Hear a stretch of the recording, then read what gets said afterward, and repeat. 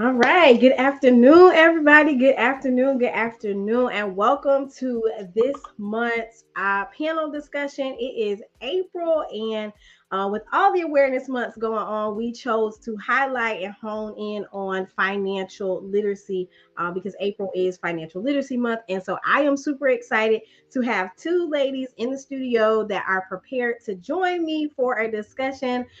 Yours truly, Tabitha D. James, the executive director of She Is Me, gets to be the panel moderator today because I did not schedule for anyone to come in, which not a problem because it's a great way to kick off our anniversary week. So after our panel, I will do a little bit of chit chatting about our forthcoming anniversary week. So without further ado, let's talk about some money, ladies.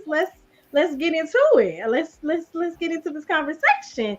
And so I am going to allow you ladies to introduce yourself in whatever way is most fitting. Taylor, you are first on my screen, so we're going to start with you and then just work our way around. And then when it gets back to me, we will start our Q&A. Okay, perfect. So I feel like a She Is Me all-star. I don't know what number how many panels I've been on, but I am Taylor Timmons. I graduated from Winthrop University undergrad, North Carolina Central School of Law in 2018 with my law degree, and I now work for a fiduciary. I actually work for Bank of America Private Bank. I work in IRA compliance with high net worth individuals. So I am on the other side of finance. Watching rich people's money is what I like to say, and their retirement funds. So I definitely have a different perspective whenever it comes to money. And so I am thrilled to join today so that we can talk money, one of our favorite things to discuss, right? Hands in hand. So I'm glad to be back, and I'm really interested to see what we're going to discuss today. Yeah. Well, and hello, my name is Chiante Jones, and I am a financial coach and the founder of Dollars and Change. And so I help professional women to better manage their money so that they can build savings, eliminate debt, and to have a solid financial foundation to build wealth. I am a certified personal and executive coach, as well as a certified financial social work educator. I have over 16 years in the banking and finance industry, working for the U.S. Department of the Treasury.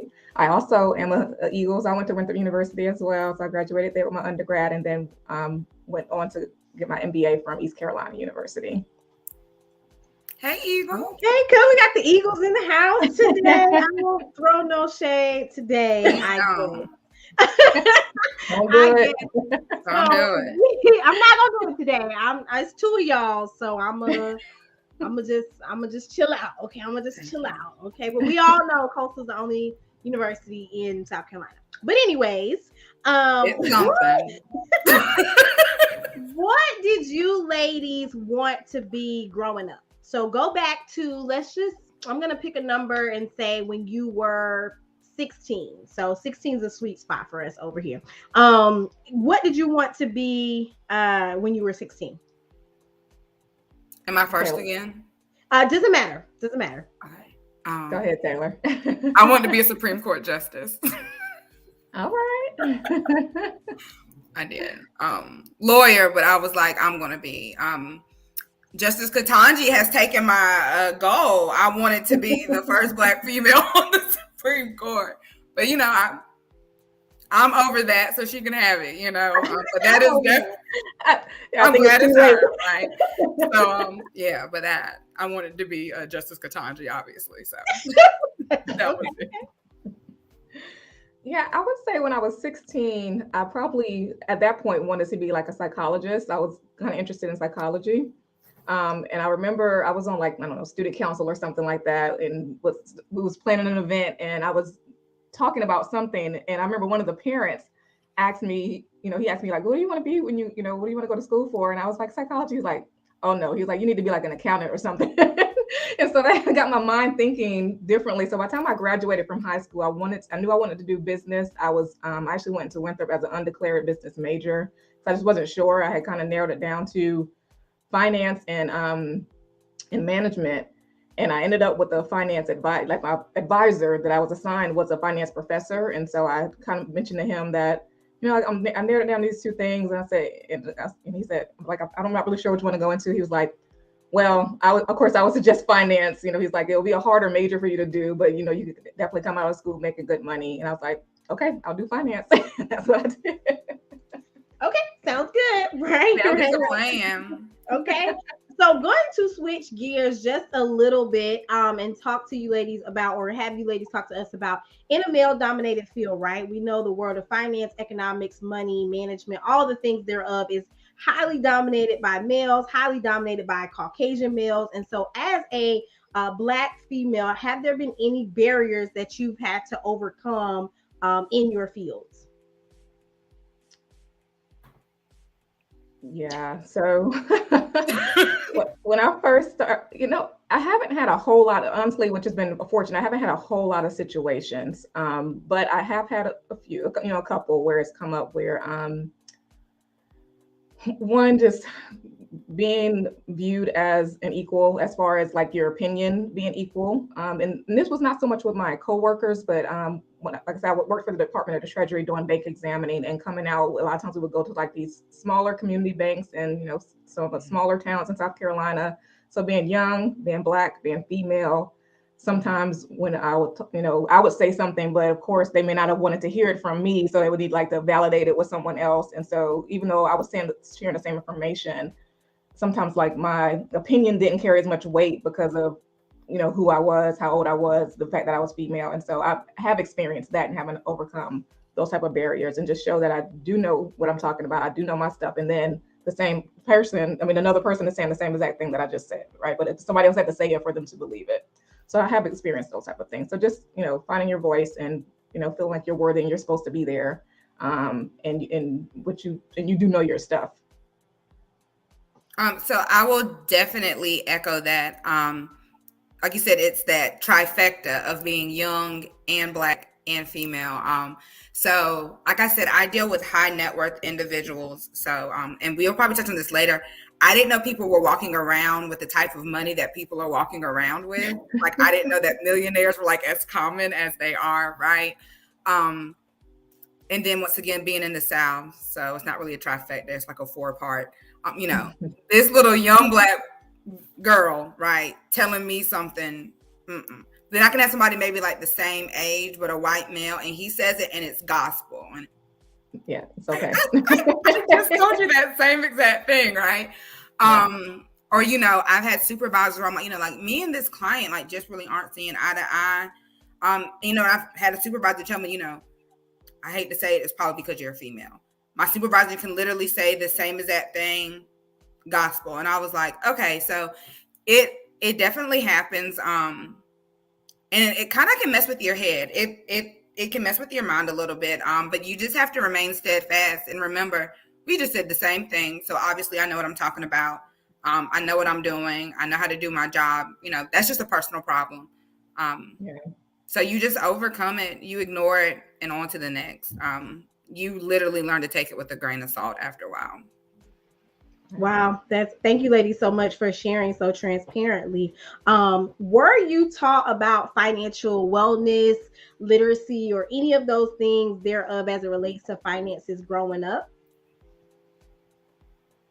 My mom was really big on credit. Like, she was like, you protect your credit, like credit and your good name, like that's all you have in this world.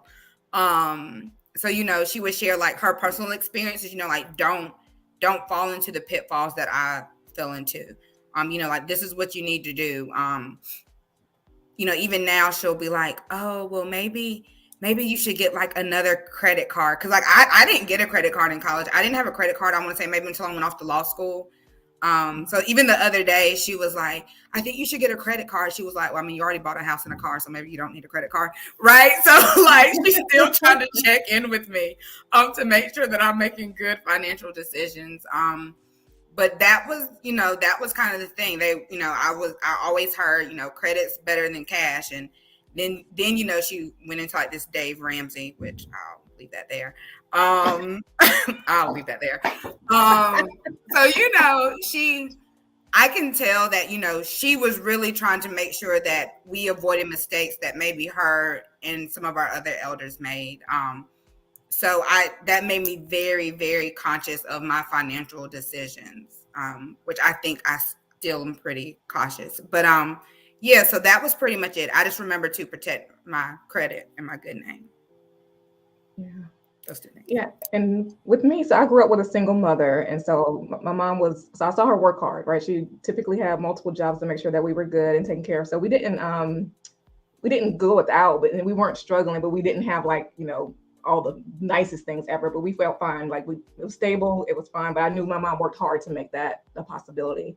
So it wasn't like directly, like it wasn't like my mom sat me down and showed me like how to balance a checkbook or those type of things. So it wasn't like I was taught that way, but I kind of learned, which we all do, just learn from seeing things and interacting and hearing comments and those type of things. So I kind of learned that way, and fortunately for me, like which is why I ended up becoming one of the reasons why I ended up becoming a financial coach, is that managing money was just a very natural thing to me. Like I had this natural affinity to be able to manage it. Even as a teenager, I would get my little money and be able to budget it out and know what I needed to do with it and be responsible. And I think part of that was that was just naturally how my brain worked, but also knowing that my mom was working hard and I didn't want to be, if I could take care of something myself, I didn't want to be a burden on her, and I would just handle it, because I knew I was trying to be responsible with the money that I did have. And so I do remember my mom opening like the savings account for me and those type of things, but it wasn't like direct lessons. It was kind of like more passive things. And then, like I said, fortunately, I already had kind of like a financial mind naturally and was able to, that kind of kept things from going off the rails at any point with me as I got older.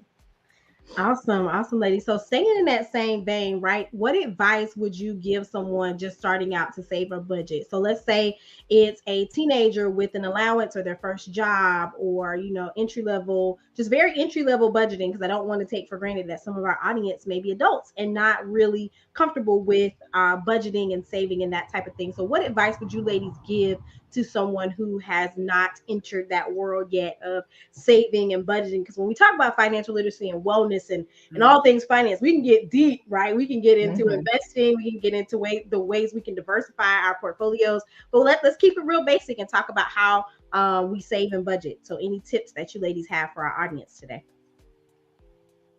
So one thought I have with like saving and budgeting, budgeting, like a lot of people don't like to budget, or they like kind of like, oh, I don't want to do that. But really a budget is just very simply a plan for your money, and it helps you to be more intentional with your money. So you're deciding how you want to use it, right? Otherwise, your money can easily get spent. I mean, there's all kind of advertisements, everything, but they'll tell you how to spend your money real quick, right? So like a budget is a way for you to plan ahead and decide yourself how you want to spend your money. And it doesn't mean that you have to be like super restrictive with it. It's just you deciding ahead of time, right? It's a plan for your money. But when it comes to saving, my biggest thing with this, the most important part of saving is developing the habit. So I don't care if you can save $5, $10, $1, whatever it is. The whole thing is just to start saving something and get in the habit of always saving something of what you're earning. I will leave that budget conversation alone. I think we might need to talk about that off camera, right? We might discuss that later. But with saving, and this might be for people who are a little bit older. So my saving plan that works for me is I have, whenever I get my check, it's direct deposit. I have a set amount that goes directly to another bank account that's not my checking account. So like it's literally this out of sight, out of mind mentality that I've developed, and it works for me. Now some people take it a step farther and they might not even have like a debit card or a checking or a checkbook to go to that account. I do have a debit card for it. Like if I do need to access the money, I can. But most of the time I honestly don't remember it's there. So I don't even have to think about putting money there. It's just there. So sometimes I'll log on to the app and I'm like, okay, look at you not touching savings. And it, because it's growing and like I don't pay bills with it. It's literally just there to be there. And that's really helped me a lot to not have to think about it. It's automatic. It happens when I get paid, I save money and I don't think about it. And I do the same with my retirement. It's maxed out so that my company can match it for me. And it's over there. I don't touch it. I don't think about it. It just does what it does all by itself. So that's really been a big key to help me out with learning to save. Sounds good. That's very good. Like out of sight, out of mind, because you never saw it. So it's like what you get in Can't that miss it.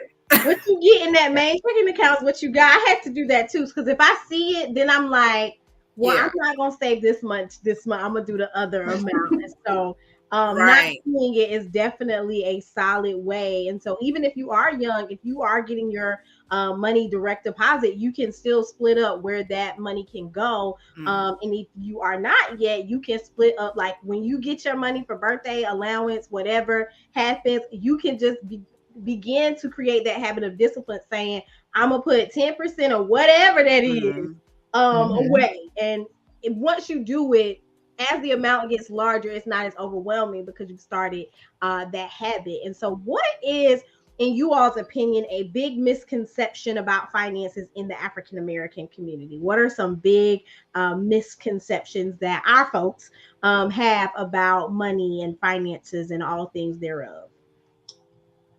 I feel like this is such a loaded question. It's so loaded. It's, y'all can blame Reagan, okay? Not me. Don't beat me up. Very. So this is something that came up today when I was having a conversation with someone. So one thing, and I wouldn't say this is necessarily limited to the African American community, but we can put it in that context if we're talking about that.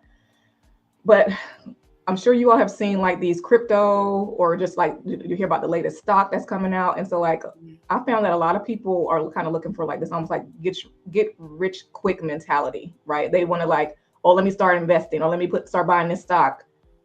How about you start building your savings first? How about you pay off your debt first? How about you learn how to budget first, right? So like I find that there's a lot of people who want to jump to this more investing part, which, investing is very important, but you need to lay the foundation first. And so like, I think a lot of people want to skip that step of, learning how to actually manage your money and build the foundation and looking for like a shortcut to get to this get rich quick. So I think that's one thing. It's a shift in mentality. Another thing I see, and this, I would say this is more, probably more prevalent maybe in the Black community, is this mentality of consumerism versus ownership, right? We buy a lot and we spend a lot, which I mean, that's a problem across America in general. Like Americans in general, we can, consume a lot. But I think particularly in the Black community, there's like this mindset of just buying and buying. You got to buy the latest purse, the latest sneakers, the latest whatever, and we're not thinking about how can we own more of these things. Or like I said, you're trying to skip a lot of other stuff and try to figure out how to own the stock when you don't really understand that or have, like I said, again, the foundation. So I think that's one of the things in the Black community that can definitely be improved upon is shifting from just consuming to owning assets. Okay, so kind of in the same vein of that, I think my first one is, and I kind of had to, I'm not going to say unlearn it, but to define it, like spending money isn't bad. Right? Treating yourself isn't bad. Some people are taught that when they're younger, you save for a rainy day, and you do save for a rainy day, but then there becomes this mindset of save, and then you have nothing to show for it. Like you don't enjoy what you earn. And I mean, I joke with my friends and I'm always like, hey, look, I'm here for a good time and not for a long time. So listen, we about to so we're going to like enjoy what we have while we're here. But all jokes aside, like I said, Shionte, I do save money, right? But then every now and then, I'm going to treat myself. And I think that we need to be okay with that. Like, it's not bad to enjoy money that you work for. You do it within reason. You do it when you can do it. And I think that that's okay. And then another thing that I've seen is, all of a sudden, now we all want to, build wealth. Like, I'm going to build wealth. I'm going to build wealth. Well, I want to build wealth too, but if you don't have a plan to build wealth, at this point, we're just having empty conversations. So I think that we need to not only focus on building wealth, but watch who we're getting this information from. Just because somebody has money doesn't mean that they have wealth. Like, wealth and money are not the same thing. So I think that we really need to not just listen to what a social media superstar says, but we really need to learn how to find solid sources, find solid mentors who are actually able to help us with those plans to wealth. Because we do need to build wealth, and we are, centuries behind our counterparts. But we need to watch where we're getting our information from as well. That's really good, Taylor. I think the biggest one for me is the misconceptions that African Americans have about leveraging credit, right? And so there is ways to use other people's money for your advantage. A lot of us see that as when we go to college, right? Student loans. Some of us may have taken student loans out to go to college. If that was a way, I promote and stand by and all for getting scholarships, but every student doesn't always get them for every degree. And that said, leveraging student loans, but if you go to these people's school and you don't get nothing from it, and then you don't become a productive citizen of society, then it's not good debt for you. It's now bad debt. But now that is now making you look at debt a different way, when in reality it wasn't necessarily bad. It was that it was not leveraged properly, right? Same with getting homes, getting credit cards, buying things on credit, using credit for business. A lot of times I hear several of my clients of color, Black clients, or minorities in general, and especially women, not wanting to leverage other people's money to build their empires. And so it becomes quite alarming. So I wanted to throw that additive out there, that it's not always bad when using other people's money, but being a good steward over that, no matter whose money it is, right? Yeah, great. So Taylor, I think you were like looking at the questions, which you probably did because you had them when you brought up self-care. So how do you balance, right? And you've already come a little bit on this. How do you balance the treating yourself and being kind to yourself and doing things for yourself versus this like stack money, let's get the money, let's not spend the money? How do you ladies balance those two extremes of self-care versus keeping it, and how do you make that work for your own life? So I don't even know where I got that mindset from of just saving, not spending. Because I grew up in a home. My parents, they treated us to trips, like we got trips and stuff, and we got gifts. So I don't know where I got this mentality of just saving, or not even saving, but just letting like money will just be in my checking account and in my savings account, and then I'll be like, wow, I wish I had such and such. And people are like, Taylor, go get it. Like, what? what are you talking about? So sometimes, my mom, my sister, they'll be like, have you done anything for yourself lately? So now I do make it a point. There are some things that like I do just to do. Like I keep my nails done. I have to get my hair done. I'm not so good with big purchases. I'm still working on those. Like taking trips and stuff like that. But I just, listen, I go to them people job Monday through Friday. I won't say what time I get there, but I do work late, so it doesn't really matter. And, just realizing that you work hard, and so you should play hard sometimes. And like I said, it definitely has to be a behavior that you reteach yourself. I don't even know where I got that thought process from. But just make sure that you do enjoy your hard work. You sow, and sometimes you do have to reap the benefits of it. So I just think you have to be very intentional about doing that. So it's definitely a work in progress over here. Yeah. So I'm definitely a advocate of doing both. Like, how can I do both? Like, how can I, treat myself and stack money? Right. And then it's about prioritizing depending on what's going on or what I'm trying to do. Maybe one takes precedent over the other at a certain time, for a season. But now I think it is a balance, because like the treat yourself mentality, if that's keeping you from reaching your financial goals, like your bigger picture things, then you probably treating yourself a little too much, right? You're probably doing a little too much, like everything ain't treat yourself. But just like Taylor was saying, if you like to have your nails done, why deprive yourself of that, right? If that's really what you want to do, use that to spend your money on that. Now, when it comes to money, and it's choices and it's trade-offs. So you might decide, okay, this is most important to me. I really want to get my nails done, and maybe you don't do something else because it doesn't quite fit into the budget. So you make the choice of what's most important to you. But I think it's like, how can I do both? I want to live a both and life, right? Like, how can I live now and enjoy this journey and prepare myself for the future and have what I want later, right? How do I do both and? So I'm not about like deprivation and depriving yourself. It's a difference if you make a choice to sacrifice something in the short term because you are trying to reach a bigger goal. That's a choice. That's a sacrifice. But like just depriving yourself just because, no. Well, because that's not sustainable, right? I mean, who wants to live that way? It's like, get what you need, take care of yourself. Chianti, so can I ask you this? So do you budget your treat yourself? Like, is that a line item on your budget?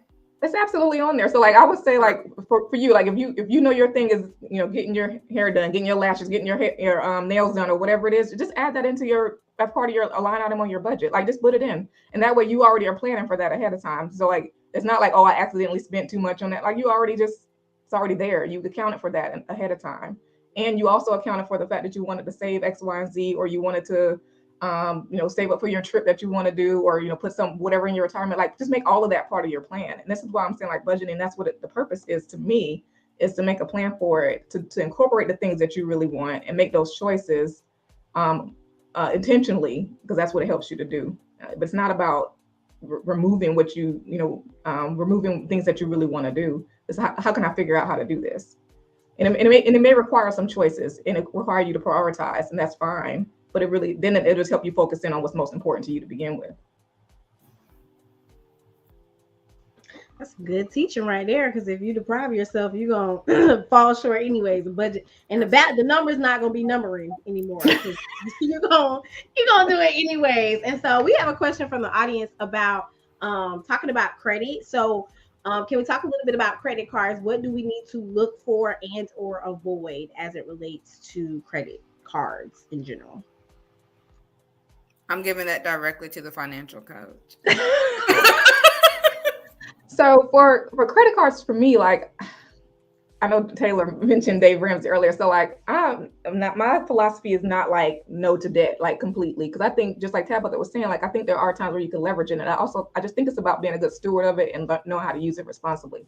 Now, if credit cards just aren't, like some people just, credit cards ain't for them, right? Because they have a hard time managing it. They just find themselves in trouble. And it's probably best that you don't use credit cards. But if you are able to use your credit card, pay it in full every month, avoid the interest on it. Like, if you're not using it to live beyond your means, spending what you don't have, like on kind of, more frivolous things, just because you wanted to run up in Target and spend some extra when it's something you maybe should have saved for, should have waited for, that's different. Or even if it's like there are some times where, and I almost venture not to say this, but where you can like leverage it on purpose. Like if you say you have, say you're doing, a remodeling project at your house, and you open a credit card that gives you like interest free for a year or something like that, right? 0% interest for a year. And you decide to put most of those charges onto that credit card. You plan to pay it off within the year before interest starts hitting. Then that could be a way for you to, preserve some of your cash and not have to have it all come out at one time. But then you're using it as leverage and using it smart. Just like Tabitha was saying, you're using somebody else's money to help you accomplish what you're trying to accomplish. You could be doing it to get the points from it, so then you can use that to go on a trip. So like the credit cards in themselves aren't bad if you know how to use them, if you use them responsibly, and you have to just know yourself of whether you can do that or not. And I think I'll add, if you don't feel like you're good with like knowing when that year is, it's kind of like when you do a subscription, right? Like on an app, and it's a 7-day trial, you're gonna forget to cancel it. Put it on your calendar or something. Absolutely. Like put on your calendar to make sure that you're paying it off by the time that interest is going to kick in, because that's going to help you. If you know that you personally just aren't disciplined, or you're going to forget, you can put these things on your calendar. And going from there, I'm going to go to our next question about are there any apps that you all use to map out your budget for bills, necessity, etc.? No. Actually, I discussed my budgeting habits. So, well, I don't use an app. I do with myself and my clients. I do have like a spreadsheet that I use, basically like a money plan budget spreadsheet that I use, but we don't necessarily use apps. But I know there are like a ton out there. So I mean, if apps, a lot of my clients, when they come to me, they've said they've tried apps, this, that, or other, and those things haven't quite worked for them for one reason or another. And so I honestly don't know a whole lot of the apps. I just know there's a lot of different ones out there, like new ones come out all the time. But if apps work for you, use them. I just say use whatever tools work for you to be able to know what's going on with your money, what you're doing with your money. And so there's no one right way to do managing your money. You just have to find what works for you to get the results that you're looking for. So we've mentioned the name a few times, and I am a partial Dave Ramsey fan. So there are certain principles that he has that I ascribe to, and then there's certain ones that I'm like, sir, no. um Furthermore, the debt-free journey screams do give me motivation and inspiration, and so I will listen to them every now and then. But I go there to say the Every Dollar app is very good for people who are, if you are on a set salary, right, or you know what your bonuses are going to be or around about, that it's a very good app that way. If you maybe have fluctuating income, I wouldn't necessarily recommend Every Dollar, but I will drop a link in the comments to some other good ones. But if you know what you make monthly, Every Dollar is good because it literally makes you budget out every dollar, and it has like this aggravating red thing on the screen until you until you budget it, and then you're also able to go in and plug in what you've spent, right? So you can go in, like say you budget $400 for self-care in the month of April. You're able to go in and put in like, I did nails, I did this, I did that. And let's say at the end of the month you only spent $250. So what would you do with that extra money in that category? So you can either put it somewhere else, or you can add it to your savings for that month. So it really does help you to look at what you're spending. Another tip is, if you're getting into budgeting, like for the next month or two, in your phone notes, put down everything that you buy, right? Like everything. Like I don't care if you go and spend like $2 at Dollar Tree. And so for those of you who are like, I don't know where my money went, if you try that, oh baby, you'll be able to go and see like where your money went. And there may be some things that you decide to cut. For most of us, it always is that food. Most people that I talk to, that's where they find extra dollars. Is in food a lot. Yeah, in that food. And kind of switching gears, but staying in the same vein. If I was a young person, I would really try to hike up my savings, especially if I'm not helping with bills in the house, right? But I decide to work, I'm getting extra money, so that like maybe when I go to college, I'm not going to be able, I don't want to have to juggle working and being in school. So if you've been saving money since 8th grade, you ain't really too much got to worry about it, because you're able to kind of eat off what you've been saving over the years. Or you may be able to buy the apartment instead of renting it. Like you don't know what you might be able to do if you decide to start saving a little early. So let's see, do we have another question? No, they're in the comments. Just Reagan and Danielle are talking in the comments about how they need some accountability partners.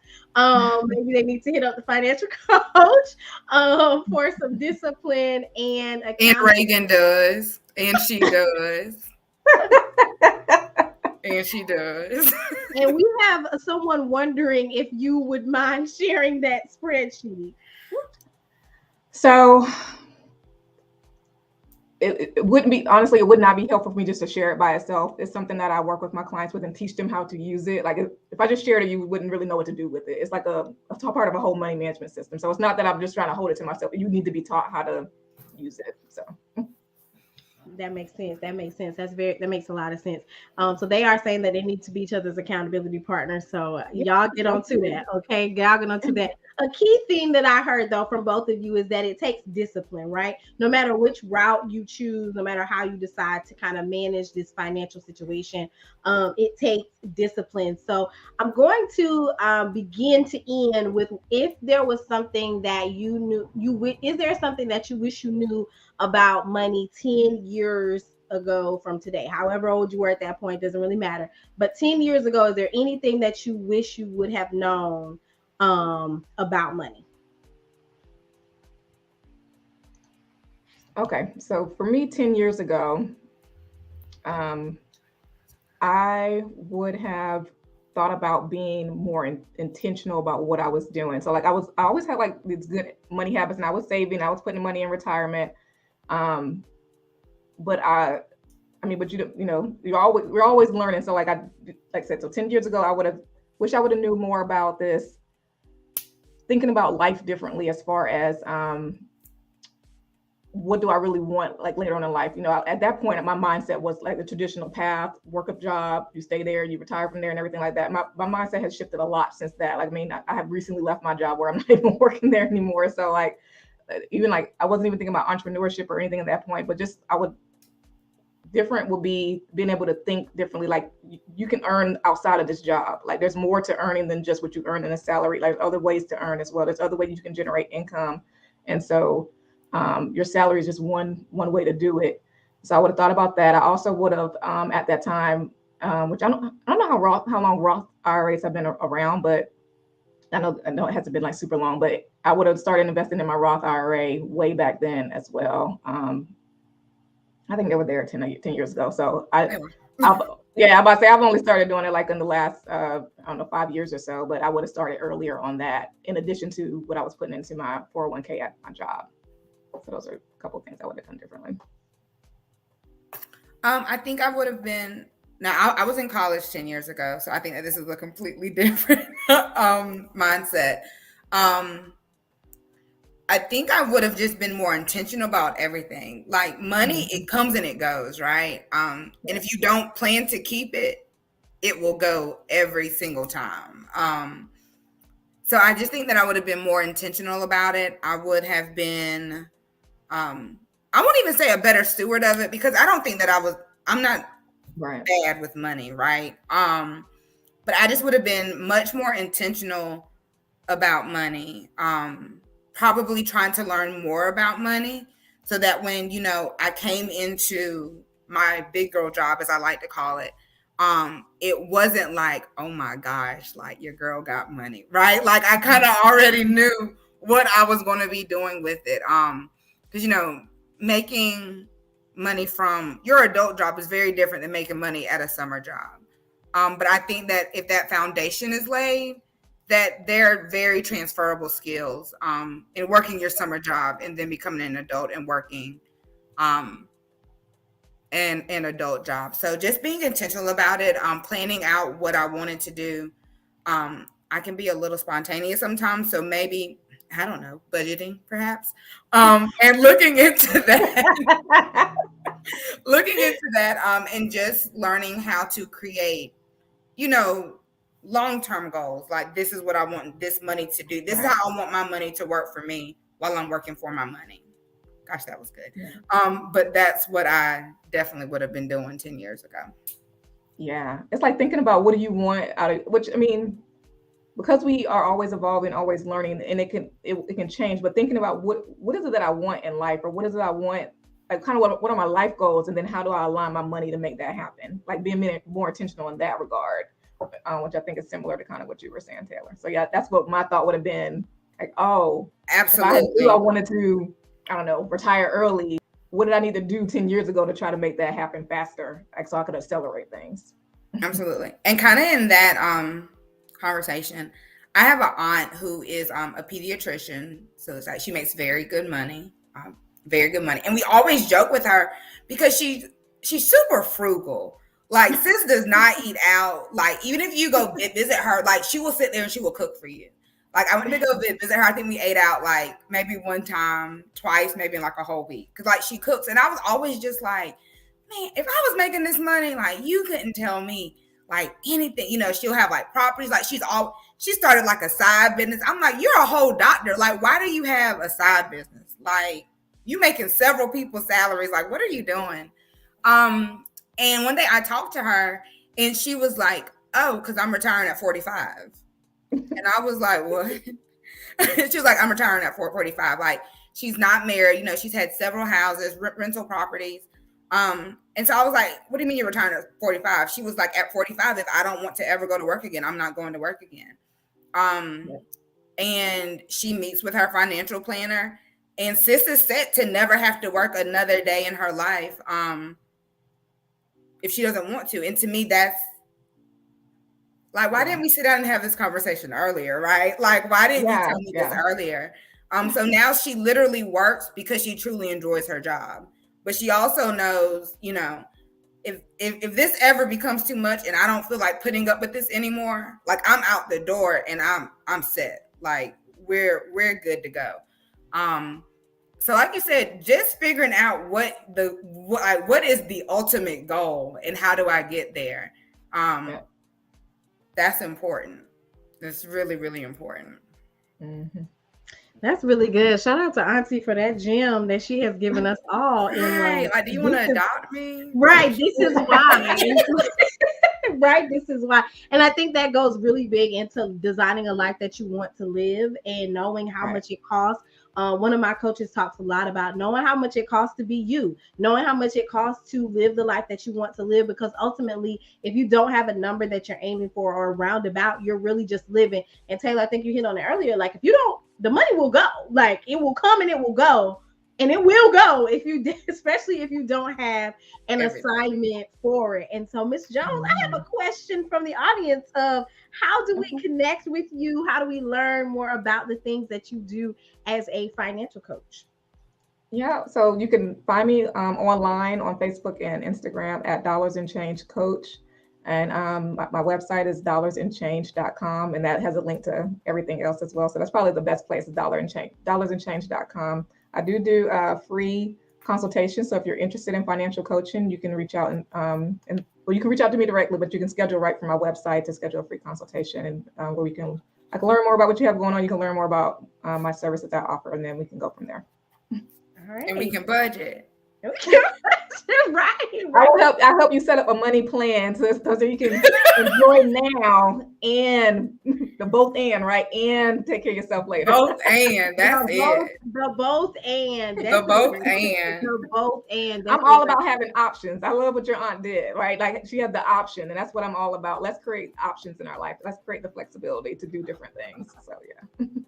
Yes, that is good. That is good. Well, we are right at the hour, or right at the 45 minutes. We started at 4:15. So thank you, ladies, so much for your time today. We do not take it for granted that you thought it's, not robbery, not too much to come and visit us. Taylor, welcome back. Welcome back to the family. Always a pleasure. For joining. Welcome to the family. It was a pleasure to have you ladies this afternoon. We had some amazing conversation and some comments. And so it is my hope that this conversation was great for our young ladies as well as the young women who joined us and who will watch on the replay. So ladies, I'm going to stay on, but you feel free to hop off. And thank you so much again for your time today.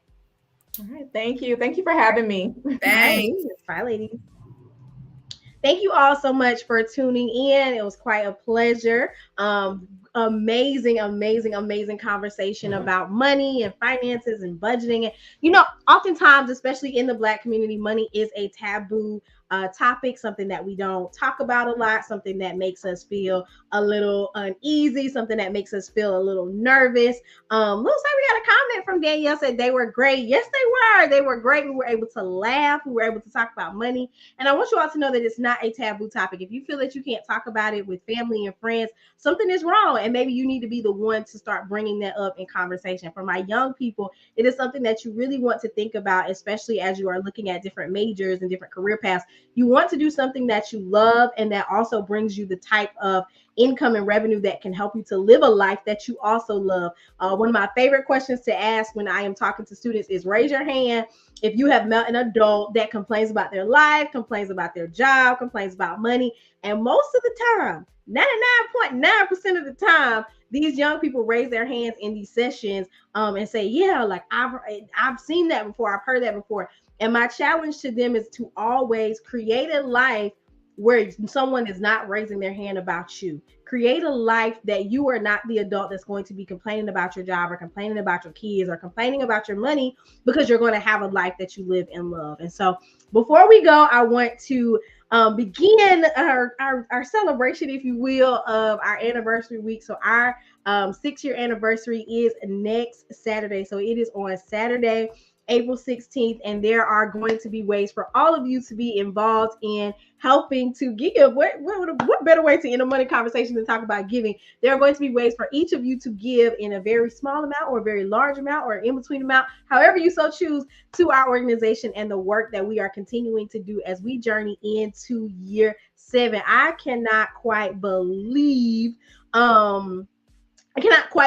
that we have been on this journey this long. And so on Saturday, we will drop a video that talks a little bit about our program, our history, and some details. And we'll also be sharing how you can join us in our giving campaign for this week and next month and this entire year. And so please be sure to tap into She Is Me, whether that is on Facebook or Instagram. Turn your notifications on and be sure to be sure to tap in because we have some great things coming for you. We have been able to live, survive, and thrive despite a panorama. And so for that and that alone, I am truly honored and excited. I love the program. I love our girls and the families that we serve. I love and appreciate all of our volunteers, all of the people that come in and serve as guests, whether that is as a panelist or if that is in our closed meetings. We don't take that for granted, right? We know that people volunteer and donate their time and their treasures to the greatness of our organization. And so She Is Me is getting ready to turn 6, baby. And we got some great things planned for you all. So stay tuned. This week, we will be highlighting and spotlighting some behind the scenes and some great testimonials from our volunteers, as well as our members and families. So if you have not already, turn on your post notifications because we are going to be coming in hot. Okay. Y'all fit to be, I'm going to say it like this. Okay. Y'all know I'm prim prom professional, but I'm gonna say it like this, okay? You fit to be sick of us, okay? Like you fit to be sick of us because we will be running out for the rest of the year, okay? We're about to run out. We're about to run out. And so Danielle says, let's bless these babies. Okay. Reagan said it was an awesome conversation. Lisa says, came in late, but I enjoyed the little that I just learned. I like what Taylor stated about what her aunt said. Yes. And Lisa, this will be up for replay. So if you would like to go back and watch the replay, you can definitely do that later. Reagan just told you that, but I said it out loud. So yes, it was a very, very good conversation. So thank you all for joining us. We will have another panel in May, and we will be talking about self-care. That panel discussion will be led by Miss Sierra Young. So you all be sure to mark your calendars. Excuse me. Whoa, that just came out in the middle of the live. See what happens when you go live. Be sure to mark your calendars for that. That discussion will be led by Miss Sierra Young and some other self-care advocates and amazing folks. So you all just stay tuned, stay locked in for the greatness that we have to come. And you all have an amazing day.